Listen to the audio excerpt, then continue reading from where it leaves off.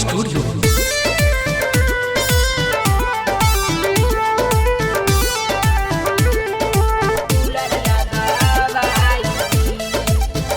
हाला करेलू रानी रोज रतिया के आवले लतू मजा आज खटिया के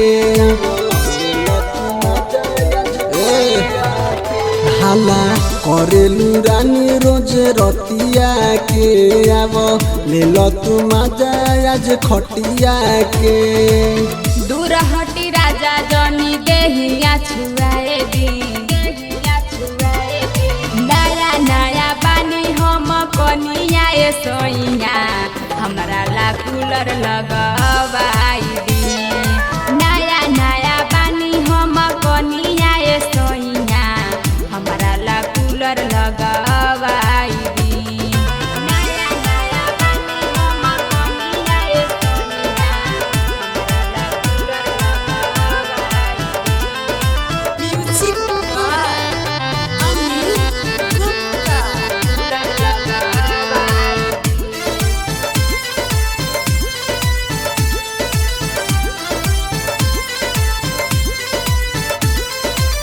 जिद छोड़ा रानी आज करी दो न प्यार हो जिद छोड़ा रानी आज जिद छोड़ा रानी आज करी दो न प्यार हो कि न देबा बेनायब की आगे दो सुनार हो रउआ मन के नहीं थे हमके नई हर जाए दी नया नया बानी हम कनिया सोइया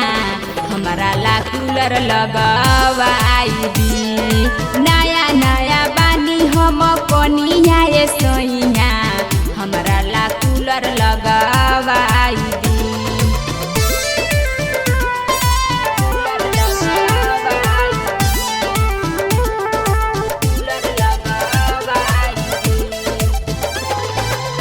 सनी दिल वाले तुसे कहता रे बतिया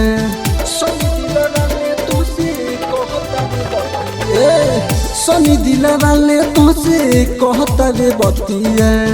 कइले बया डर कूलर संदीप संगतिया ठंडा ठंडा हवा राजा हमरा के खाए दी नया नया बानी हम कनिया सोइया हमरा ला कूलर लगवाई दी नया नया बानी हम कनिया सोइया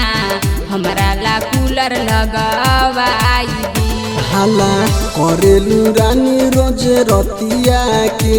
आव ले तू मजा आज खटिया के दूर हटी राजा जनी देहिया छुआए दी नया नया बानी हम कनिया सोइया हमरा ला कूलर लगवाई दी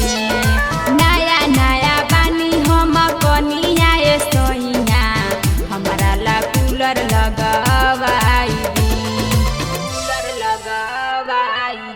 दिल वाले रिकॉर्डिंग स्टूडियो पर तावल बजा।